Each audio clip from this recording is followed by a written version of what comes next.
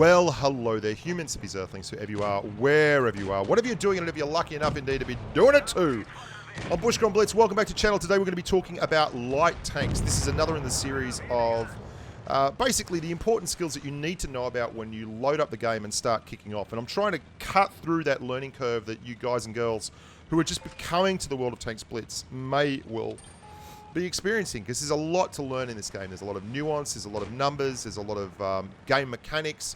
And today we're going to be talking about one of those game mechanics in particular, and that's light tanks and the light tank camouflage, and how you can exploit it, and the playstyle required, and the skills required. And look, I'm going to break this down for you very, very simply right now. Light tanks are brilliant fun. They are, for me, the most fun tanks you can drive in the game. And one of the reasons they're so much fun is that they don't have to have big damage numbers to massively influence a game. But when it goes wrong in a light tank, buddy, it goes wrong. It goes wrong at a whole other level. There are very few places to hide a light tank because, I mean, once you get up close and personal and your camouflage isn't working for you, you're going to get shredded. Now, that camouflage is something we really need to talk about.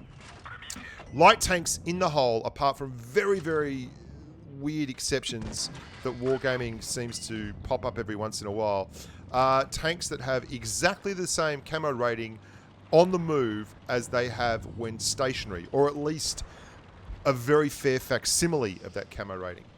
And that allows you to be the best spotter in the game. You can get to positions that other tanks can't. You can drive at full pelt 200 meters away from tanks where if you were in any other tank you'd be spotted, but in a light tank you don't, and that allows you to reposition and catch people off guard. And what it really allows you to do is influence the battle through being a complete and utter pest. Light tanks do very, very well at this. What they do poorly at is frontline tanking. And when your hand is forced, like I am being forced here, and you end up in a situation, see that T-28 Proto, he's waiting for me to come out, and I'm just waiting for him to not be waiting for me to come out, and then I'm going to drive forward. When you are forced into these frontline situations, you do very poorly. And you're going to see that here. I do my best, but I screw up and run into a building. And when I run into that building, I die. That's all there is to it. I mean, it's very hard to hear me screaming over the sound of me being awesome, but trust me, I was screaming as I drove away and rode into this building. A lot of the skills that we've talked about thus far in this series are on display here, particularly the heavy chess. Heavy chess is all about knowing where tanks are and adjusting your angles and working in numbers accordingly. Here's the building I drive into. I thought I was a little bit shallower, but I wasn't. And I wished I was about 3 feet to my right there, because then I would have been around back behind them and ready to screw them over. But as it was, things went pretty poorly. So close, so very, very close. Light tanks require a whole other level of concentration, but they allow you to express yourself in a way that no other vehicle in Blitz does. You can see here, it's a minute into the game. I've seen an opportunity. They had two mediums. One of their mediums was spotted down low early, the T-34-1. I pushed hard to see if I could spot the Panther, and I did. He was in this position I'm in here, and then he took off once I started shooting him from cover. I am spotting everyone on their team permanently. They are screwed. They are now focused on me. They're spotted at the front. It's very hard to side scrape and peek-a-boom when people can see you. There's Panther. He's in a world of hurt. There's an AMX in the corner. And this is the reason I love light tanks. You can be so influential to the game without pouring in monumental amounts of damage.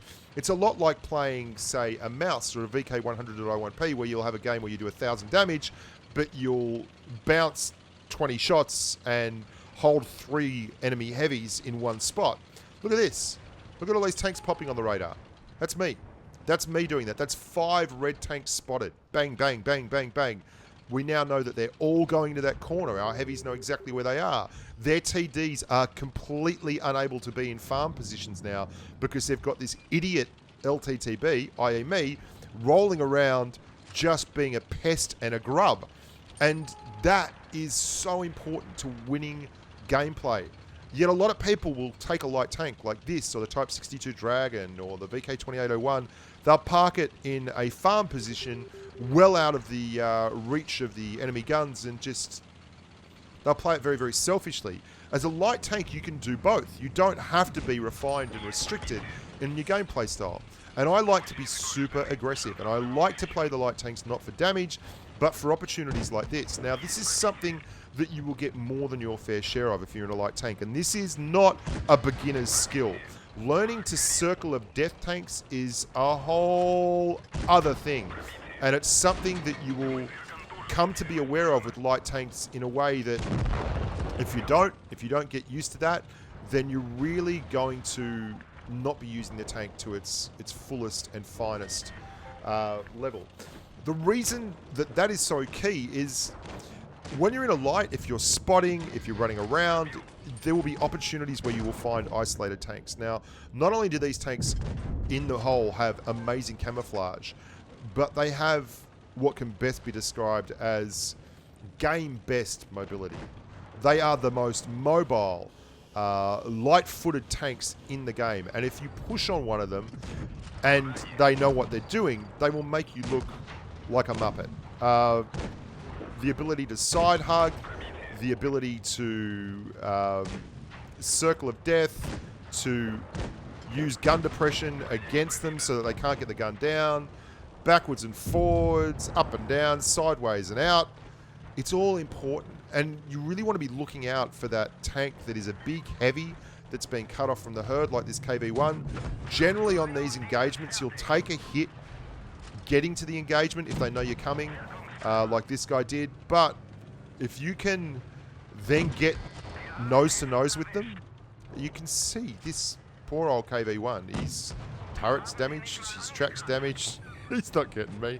I mean, I could have a cup of tea in the time it's going to take him to rotate his turret around. And the whole time this is happening, I'm looking at other tanks. Now, I don't want you to think this is what you need to be doing. I don't want a whole storm of people going out there who've never driven light tanks before and just going 100 miles an hour down the throat of the bad guys. But you really do need to use the tank to its fullest ability, and its fullest ability is driven hard.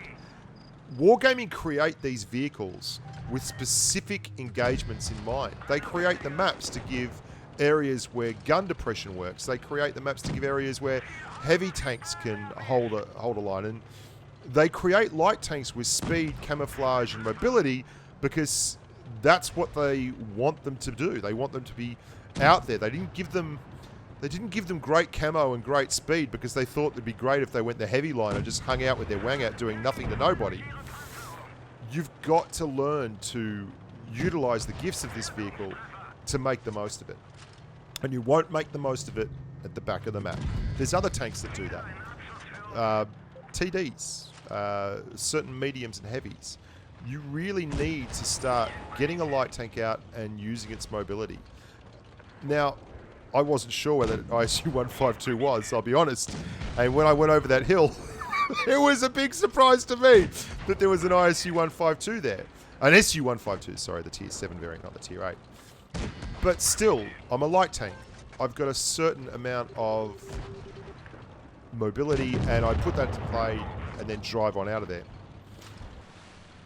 I want to talk a little bit more about this. You will often see a game with a good light tank driver. I'll give you an analogy. A good light tank driver is the driver that you don't really notice on the leaderboard. And I know that sounds a little bit rubbish, but I'm showing you so many examples of games where early game I am doing all kinds of aggressive gameplay. You've got to learn to read their team. I can see that they've got 4 mediums and lights. There's 2 tanks up there. There's going to probably be 4 behind me. I go around the cap so that they don't hear me coming. And all I want to do here is spot these guys on the left, and then I am going to drive out of there. I want to engage them. I want them to see me here. I want to relieve the pressure on my team. I want them to absolutely understand exactly where I am. And then I'm going to hit the road, Jack. It's not important for me to do damage. I'm not there to farm damage up. And look on the minimap, you can see there are 3 tanks chasing me now. That's 3 tanks on me. And I'm going to drive out of there because I can go very, very quickly. And they are completely out of position. It's removed 3 tanks from what was a 5-on-3 situation at that A-cap area. It's allowed those guys to go through and just smash everyone up there because they have a 1-tank advantage. Those 3 guys in the middle were doing nothing. They got farmed while they did it. The E25 pushed around into me here. I'm now going to chase him down. I think I end up doing like 1,300 damage in this game. But I will tell you right now, the reason we won this Tier 8 match is because I played this tank in such an aggressive and team-friendly manner. The team was good. I'm not trying to say that, you know, I am great or anything, but I took out nearly half their team for a clutch and important period of the game. I kept the rest of them spotted, and those advantages can make beautiful things happen. I'm going to show you one more example of this in a little game I had on Desert Sands, and I really like this game. This is the VK2801, and this is my highest win rate tank ever, easily, by a freaking order of magnitude. And it's a lovely vehicle. It's been nerfed, and it's still a freaking lovely vehicle. There are only 2 of us on this flank. They have 3 medium tanks and a TD, and the TD is a Helsing, so he's going to be fast. I am going to do exactly what I did last game, but if you watch me when I do it, I change things up just a touch. I've already been abandoned by the VK. Fair enough. There's a lot of stuff coming his way, and he doesn't have my speed, mobility, and camouflage. There's the Helsing. I've now spotted a bunch of tanks out here. I'm going to exit. When I exit, I'm going to try and keep my tank low and with the rocks between me and them, so that the last possible moment is when I get spotted. That 3601H spots me. I know there's going to be other tanks coming at me. I'm expecting that Helsing or someone to pop up there very soon. I'm going to bounce a clutch shot just about here. Fair enough. And you get those because we're a long way away and we're going very, very quick. And then I'm just going to turn around and I'm going to sit here and I'm going to make sure that no one pushes this flank. That's light tanking. It's not about damage. You can have games where you do 4,000 damage. That's great. But you've got certain things and characteristics in your tank that are far better. Like, there is a tiny little rock here.